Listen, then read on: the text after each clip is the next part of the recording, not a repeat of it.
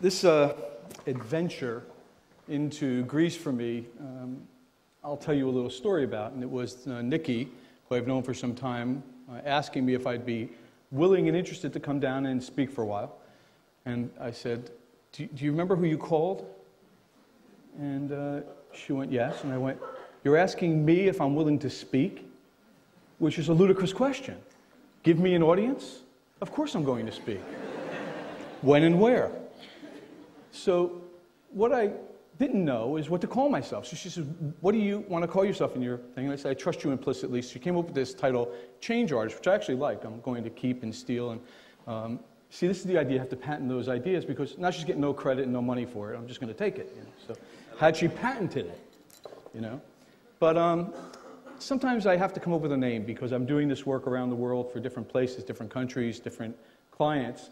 And I'll call myself sometimes an applied mythologist. Sometimes I'll talk about myself as an applied cognitive scientist. So pretty much whoever strikes me in the morning that day. Because I don't know what I do. I don't know what I do until I do it. I don't know what I'm going to be saying to you in the next 12 minutes until I say it to a large extent. I have some ideas. But my idea is fundamentally that the world is emergent. You see, I think that there's a lot of interesting things going on in terms of the world at large. And we can look at the stories that are being told and how those stories capture us. Sometimes they capture us and they capture our fascination. They direct us forward and they allow us to do things we wouldn't otherwise be able to do. Unfortunately, sometimes our stories capture us and keep us contained and stuck where we are. And I think there's a couple of stories I want to talk about today, one of them being the story of education, which I think is remarkably off track. You see, one of the things that I have been looking at is this question that recently came up. It's a cosmological question. There's this universe that we exist in, and this universe we exist in seems to be made up of 95% non-stuff. 70% is dark energy, causing the universe to want to accelerate its expansion. 25% is dark matter, causing the universe to want to contract and resist expansion. Only 5% is the stuff we see. See, this is like looking at a mountain in the middle of winter that's snow-covered and thinking the snow is the mountain. You get it? Well, that's what we've done with education. We think that one small part of our brain, about 5%, only on one side, by the way, is the brain and how we think and what we think. See, what you think isn't what you think. It's only that very small part of what it is that you think that you can acknowledge and recognize as thinking. All the rest of it, the other 95%, it's out of your awareness. So therefore, we set up schools and we teach our children to only attend to 5% of their brains. The left cortical hemisphere, if you want to be scientifically correct about it. The part that contains and uses language. And we become enamored with our ideas. We're overwhelmed with our cleverness. So let's talk about these stories again. Let me go to a different story. See, there's this story right now that's going on here about all kinds of things, depending on who you talk to. Hopelessness, helplessness, anxiety. There's a story that I see when I look at it that goes, there's a promise that was made, I don't know, 50 years ago, about people who are now 50, 60, 70, 80 themselves, who were promised a certain level of expectation of comfort and ease in their life at this point. And then they didn't know, they weren't being told clearly and explicitly that to get there, they'd have to ransom their children's future. But now they're being asked whether or not they want the future that they had come to expect for themselves, or to create the possibility of a future for their children.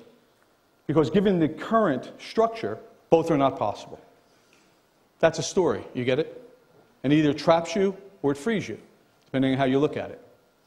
Let's talk about a different story. There's a place, from my point of view, not too far away, given where I come from, called Israel. And it's the center of this thing we call the Middle East. And in the Middle East, there's all kinds of conflict going on, right?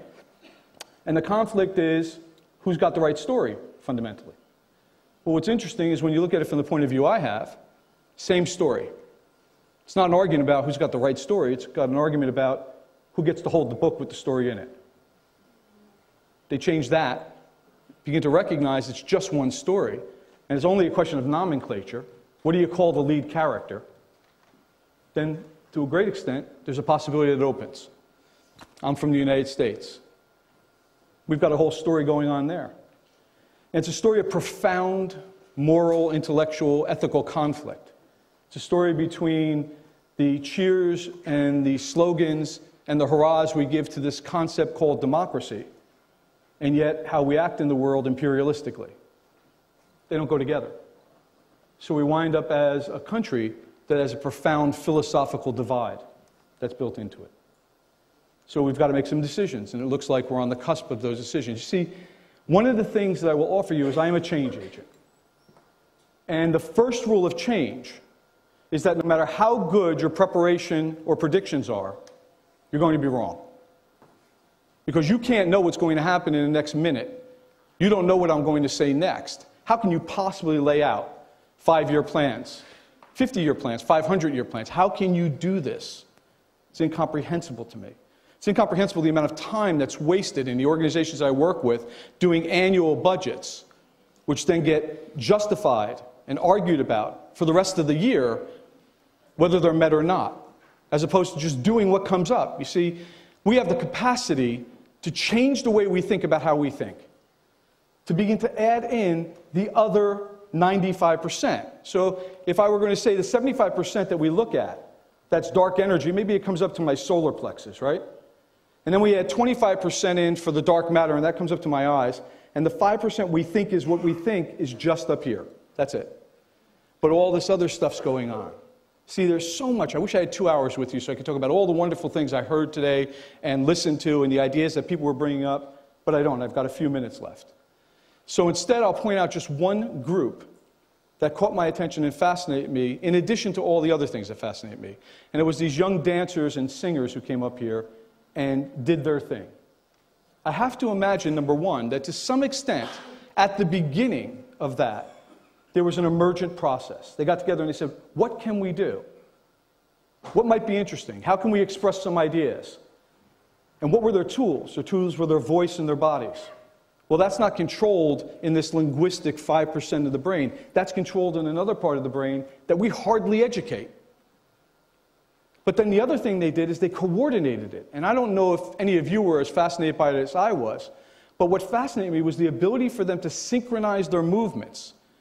First to the music, of course, as individuals, but then also to one another. And how did they do that? You see, we're uniquely built to do this. We're uniquely built to notice for what I call signals in the system. It's that information that's below the surface that hardly anybody notices. There's a book out there that became a bestseller called The Black Swan by a guy named Nassim Taleb. And he says that the black swan is the unpredictable event. I say he's full of it. It wasn't unpredictable. It was just unprecedented. And those are two different things. You see, there was a possibility that when those guys went over to Australia where there are black swans, and they walked on the beach and they saw that leaf, that feather, that had the right color and the right shape and form to suggest there were black swans, well, somebody right then and there could have predicted it. But to make that leap from the unprecedented to the possible is extraordinary. It takes an extraordinary individual who's so self-contained and so self-aware, so trusting of their intuition, that they're willing to give up what they've learned. You see, all of you, I believe, have brilliant brains and bad educations. Your education taught you to think that ideas are important. Taught you to think that thinking is about what you can acknowledge and recognize in your brain, and to distrust everything else. I go into schools and I talk to schools on occasion, and I talk to young children. I love working with the little kids. So I go and I talk to kindergartners, and I say, got a question for you guys. Do any of you know what a gorilla is? Do you know what happens when you ask a kindergarten, do you know what a gorilla is? The entire class goes, ooh, ooh, ooh, ooh, ooh. And so I go, okay, what's a gorilla? Little kid goes, it's a big hairy monkey. I go, that's good. Then I go, does anybody know where they live? Ooh, ooh, ooh. I go, don't do gorilla, I just want to know where it lives. And they go, in the jungle. Excellent, in the jungle. Does anyone know the gestation period of a gorilla? 30 kindergartners go, oh, oh, oh, oh, have no idea what I just asked. But they're going to answer anyway. I then move on, and I go to the first grade class in that school, and I say, does anybody know what a gorilla is? I get 3 kids in the room, they go. And I think, what the hell happened? What did we do to them? I'm going back to kindergarten, because that's where all the intelligence is.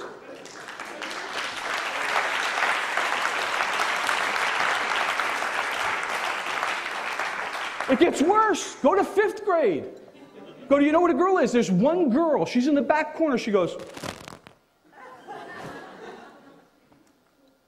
We uneducate our children. We make them afraid to answer questions. We make them afraid to take risks. We tell them that what's important and what they're going to get graded for is their ability to regurgitate what someone else thought. You get that? We reward the ability to vomit somebody else's information. And we leave out creativity. You see, in the United States, again, we have this massive effort going on to make sure we bring up our math and science scores, which means, of course, we have no time for music and art.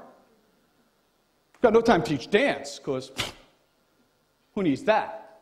Who needs to know they have a body? Well, I'm a cognitive scientist, one of my many titles. And I've studied the brain.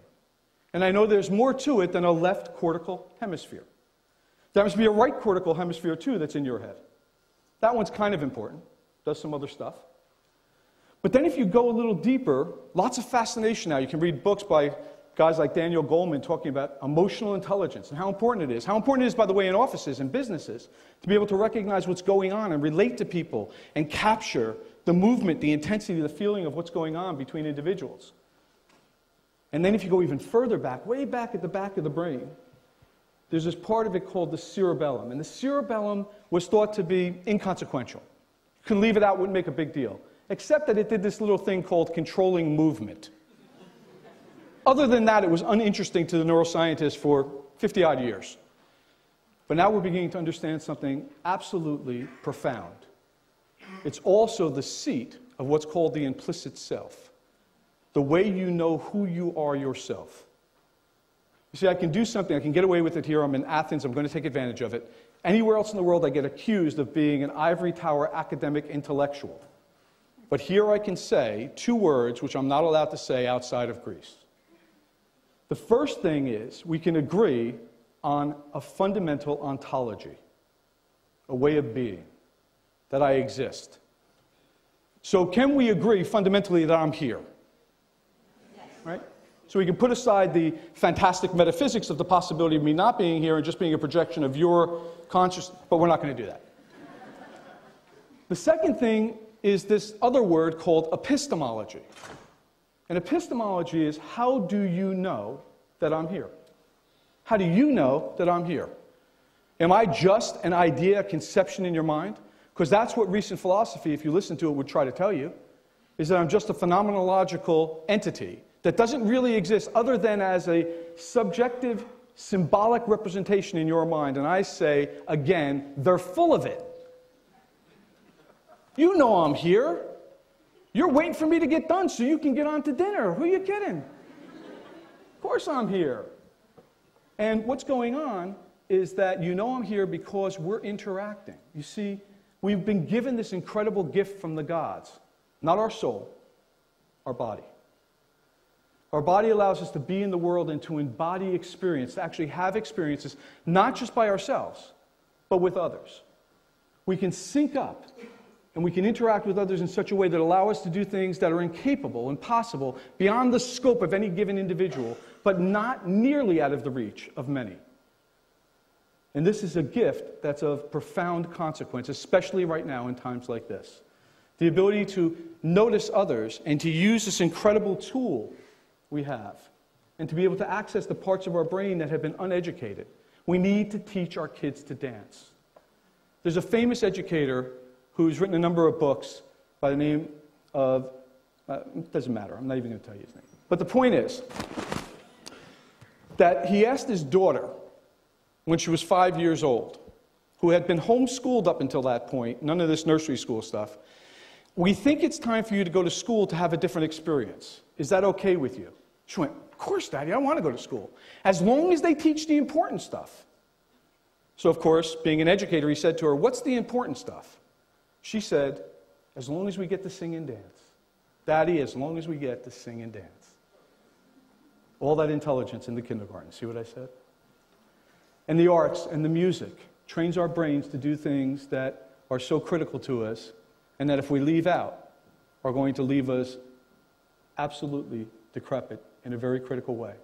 See, here's the thing. If you do not take control of the stories that you're living, then you'll be living someone else's story. The first and most important thing that you can do here in Greece, that we can do at home in the United States, is to reshape the story that we're all living. But in order to do that, we first have to shape the story that we live ourselves. Until you know who you are, you can't know what this country is capable of. You can't know what's possible for the world. And you'll sacrifice the future of your children and your children's children simply because you didn't know what the story says.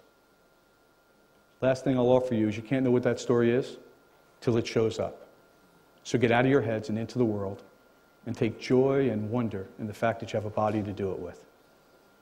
Thank you.